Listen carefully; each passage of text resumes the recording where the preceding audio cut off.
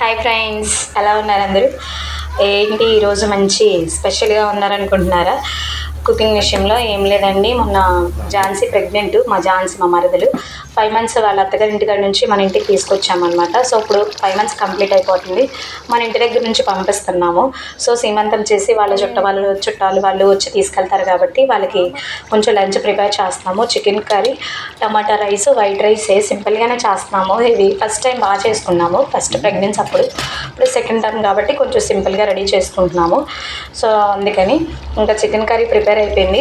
రవి బాగా హెల్ప్ చేసేసాడు అనమాట. కుకింగ్ విషయంలో మంచి ఎక్స్పెక్ట్ కదా అంతైనా రవికుమార్ గారు.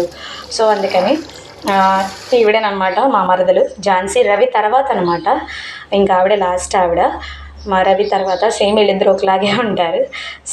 నూజివీడ పక్కన సుంకోళ్ళు ఇచ్చాము. ఇంకా వాళ్ళ అత్త వాళ్ళు వస్తా ఇంకా చలివిడి, అరటికాయలు, ఆకు వక్క ఇవన్నీ తీసుకొచ్చారనమాట. సో అవన్నీ మనం సపరేట్ చేస్తున్నాము. మన ఇంటి చుట్టుపక్కల వాళ్ళు పెంచుకుంటాం కాబట్టి సపరేట్ చేస్తున్నాము. కొంచెం ఎంతైనా సరే పుట్టింటి దగ్గర నుంచి అత్తారింటికి వెళ్ళేసరికి కొంచెం బాధగా ఉంటుంది కదా. సో పైగా అత్తమ్మ మామయ్య గారు కూడా లేరు కదా, కొంచెం ఫీల్ అవుతుంది.